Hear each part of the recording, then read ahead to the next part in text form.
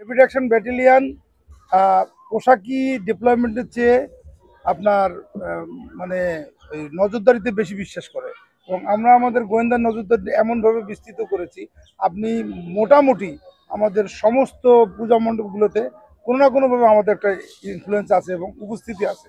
সেটা একটা আমাদের একটা একটা স্ট্রেংথ মনে করি।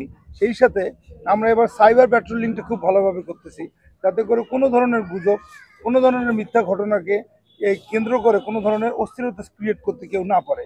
তো সেই ব্যাপারটাতে আমাদের প্রত্যেকটা ব্যাটালিয়ান এবং র্যাব হেডকোয়ার্টার সাইবার প্যাট্রোলিংয়ে অনেক বেশি গুরুত্ব দিয়েছে। থার্ড হচ্ছে, আমরা বাংলাদেশে একটা সাম্প্রদায়িক সম্প্রীতির দেশ।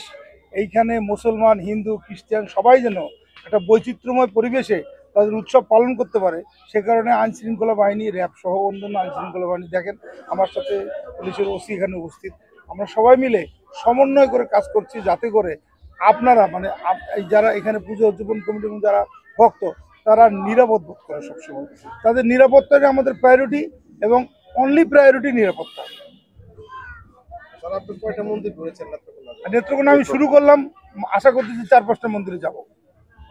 এমনিতে কোনো ধরনের কোনো শঙ্কা বা কোনো কিছু আছে? আমাদের কাছে কোনো শঙ্কা নেই, আমরা কোনো ধরনের শঙ্কা বোধ করছি না। অলরেডি 3 দিন আলহামদুলিল্লাহ আমরা পার করে ফেলছি। আর 2 দিন বিসর্জনের দিনে আমাদের স্পেশাল সব জায়গায় স্পেশাল ডেভেলপমেন্ট থাকবে, আমাদের এরিয়াল সার্ভেলেন্স থাকবে, আমাদের ড্রোন থাকবে এবং বিশেষ বিশেষ জায়গায় আমরা স্নাইপার ডেভেলপমেন্ট রাখবো। সরকারিভাবে একটা বার্তা দিয়েছেন যে এই সন্ধ্যার মধ্যে মূর্তি বিসর্জন জি, এটা 7টার মধ্যে করতে পারলে খুব ভালো হয়, কারণ আপনি দেখেন যে যত আপনার বাড়বে, সেই সাথে আর একটা ব্যাপার আছে, আমি এই মুহূর্তে প্রকাশ্যে বলতে চাচ্ছি না, পরে আপনাদেরকে বলবো।